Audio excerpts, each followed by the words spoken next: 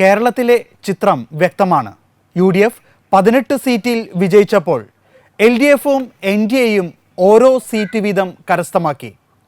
കേരള തലസ്ഥാന നഗരിയിൽ തിരുവനന്തപുരം മണ്ഡലത്തിൽ ശശി തരൂർ ജയിച്ചത് അവസാന ഘട്ടത്തിൽ, അതും രക്ഷകരായത് മത്സ്യത്തൊഴിലാളികൾ. ഇപ്പോൾ നമ്മളോടൊപ്പം തിരുവനന്തപുരത്ത് നിന്നും KLCയുടെ രൂപത പ്രസിഡന്റ് മൈക്കിൾ പാട്രിക് ചേരുകയാണ്. സാർ നമസ്കാരം. നമസ്കാരം. നമ്മൾ രാവിലെ കണക്ട് ചെയ്തിരുന്നു. ആ നിമിഷം 23,000-ലധികം വോട്ടുകൾക്ക് ശശി തരൂർ പിന്നിട്ട് നിൽക്കുകയായിരുന്നു. ആ നിമിഷവും നമ്മുടെ മത്സ്യത്തൊഴിലാളികളുടെ അല്ലെങ്കിൽ തീരപ്രദേശങ്ങൾ എണ്ണിയിരുന്നില്ല. ആ സമയം സാർ പറഞ്ഞിരുന്നു ഇനിയും പ്രതീക്ഷിക്കാനുണ്ടെന്ന്. ഇവിടെ ഇപ്പോൾ അന്ന് പറഞ്ഞതുപോലെ തന്നെ, രാവിലെ പറഞ്ഞതുപോലെ തന്നെ, ശശി തരൂരിന് രക്ഷകരായത് മത്സ്യത്തൊഴിലാളികൾ തന്നെയാണ്. എങ്ങനെ കാണുന്നു ഇതിനെ? ഈ വിജയം നമുക്ക് എന്തായാലും അങ്ങനെ പ്രതീക്ഷിച്ചിരുന്നതാണ്. കാരണം കഴിഞ്ഞ 3 ടേമുകളും ഇപ്പോഴത്തെ കൂടി 4 പ്രാവശ്യമായി മത്സ്യത്തൊഴിലാളികൾ തരൂരിനെ കൈവിട്ടിട്ടില്ല. തരൂർ ആദ്യമായി ഇവിടെ വരുമ്പോഴും ഇപ്പോൾ മത്സരിച്ചപ്പോഴും ഒക്കെ തരൂരിന് നൽകേണ്ട വോട്ടുകൾ കൃത്യമായി തരൂരിന് നൽകിക്കൊണ്ട് തന്നെയാണ് ആ വിജയത്തിൽ മത്സ്യത്തൊഴിലാളികളുടെ വലിയൊരു പങ്ക് അതിനകത്തുണ്ട്. ഇപ്പോൾ നമ്മൾ രാവിലെ നമ്മൾ സംസാരിച്ചപ്പോഴും നമ്മൾ കണ്ടതാണ് 24,000 വോട്ട് ഭൂരിപക്ഷം ചന്ദ്രശേഖർ നേടിയെടുക്കുന്ന സമയത്തായിരുന്നാലും പക്ഷേ നമുക്ക് അങ്ങനെ ഒരു ഭയം തോന്നിയിരുന്നില്ല. കാരണം നമ്മുടെ ആ ഏരിയയിലോട്ട് വരുമ്പോൾ ഇനി എത്ര തന്നെ കാര്യങ്ങൾ മലക്കം മറിഞ്ഞിരുന്നാലും അത് തിരിച്ചു വരുമെന്നുള്ള ഒരു പ്രതീക്ഷ നമുക്കുണ്ട്, അനുഭവം നമുക്കുണ്ട്. അപ്പോൾ അതുകൊണ്ട് തന്നെയാണ് നമ്മൾ നേരത്തെ പറഞ്ഞത്, മത്സ്യത്തൊഴിലാളികൾ ഒരിക്കലും ആരെയും കൈവിടില്ല, ചതിക്കില്ല. അപ്പൊ ഇന്നലകളിൽ സംരക്ഷിച്ച അതേ മത്സ്യത്തൊഴിലാളികൾ ഈ പ്രാവശ്യവും തരൂരിനെ സംരക്ഷിച്ചിരിക്കുകയാണ്, വിജയിപ്പിച്ചിരിക്കുകയാണ്. ഒരു ഘട്ടത്തിൽ രാജീവ് ചന്ദ്രശേഖരൻ വിജയത്തിലേക്ക് അനായാസം കടക്കുമെന്ന് പ്രതീക്ഷിച്ച ഒരു സമയത്താണ് തീരദേശ വോട്ടുകളിലൂടെ ശശി തരൂർ തിരിച്ചു വരുന്നത്. ഈ കഴിഞ്ഞ നാളുകളിലൊക്കെ വിഴിഞ്ഞം സമരവുമായി ബന്ധപ്പെട്ടൊക്കെ പല പ്രശ്നങ്ങളും നടന്നപ്പോഴും ഈ മത്സ്യത്തൊഴിലാളികൾക്ക് ആരുമില്ലാത്ത ഒരു അവസ്ഥയിലേക്ക് എത്തിയിരുന്നു. ഒരുപക്ഷെ ഈ ഒരു തെരഞ്ഞെടുപ്പിൻ്റെ ഈ ഒരു വിജയത്തിൽ ശശി തരൂരിനോട് മത്സ്യത്തൊഴിലാളികളുടെ കടപ്പാട് വർദ്ധിക്കുകയല്ലേ? തീർച്ചയായിട്ടും ആ കടപ്പാട് വർദ്ധിക്കുകയാണ് ഉണ്ടായത്.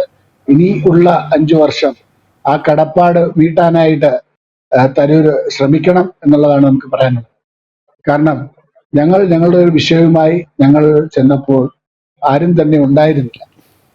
എന്നാൽ ചില സ്ഥലങ്ങളിൽ നിന്ന് ചില ആളുകൾ അല്ലെങ്കിൽ ചില പാർട്ടികൾ നമ്മളെ എങ്ങനെ അടിച്ചൊതുക്കാം എന്നുള്ള രീതിയിലായി ചില പാർട്ടികൾ തമ്മിൽ കയ്യും കോർത്തു നിന്നു. അപ്പോഴൊക്കെ നിസ്സഹായരായി ഞങ്ങൾ നിന്നതേ ഉള്ളൂ.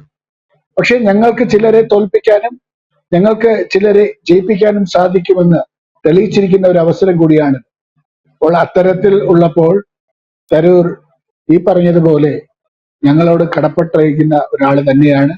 തരൂർ ഈ വരുന്ന 5 വർഷങ്ങൾ ഞങ്ങൾക്ക് വേണ്ട പരിഗണന നൽകണം, ഞങ്ങളുടെ ആവശ്യങ്ങൾ അറിഞ്ഞ് ഞങ്ങളോടൊപ്പം നിൽക്കണം എന്നുള്ള കാര്യമാണ് നമുക്ക് മുന്നോട്ട് വയ്ക്കാനുള്ളത്. തീർച്ചയായിട്ടും ശശി തരൂറിന് മത്സ്യത്തൊഴിലാളിയോട് വലിയൊരു കടപ്പാടുണ്ടായിരിക്കും. കാരണം ഈ 4 ടേമുകളിലും, ഇപ്പോൾ ജയിച്ചത് ഉൾപ്പെടെയുള്ള 4 ടേമുകളിലും തീരദേശത്തെ വോട്ട് നിർണായകമായിരുന്നു. വേറെ പ്രത്യേകിച്ചും 2014 ഇപ്പോഴും ഒക്കെ കുറഞ്ഞ ഭൂരിപക്ഷത്തിൽ വരുമ്പോഴും തീരദേശം തരൂരിനെ കൈവിട്ടിട്ടില്ല എന്നുള്ളത് എല്ലാവർക്കും അറിയാവുന്ന കാര്യമാണ്. നിങ്ങൾക്കറിയാം, ഞങ്ങള് വിഴിഞ്ഞം വിഷയവുമായും മറ്റു വിഷയങ്ങളുമായി ഞങ്ങൾ നിൽക്കുമ്പോൾ ഞങ്ങളെ ഒറ്റപ്പെടുത്തിയ സംഭവങ്ങളാണ് ഉണ്ടായിട്ടുള്ളത്.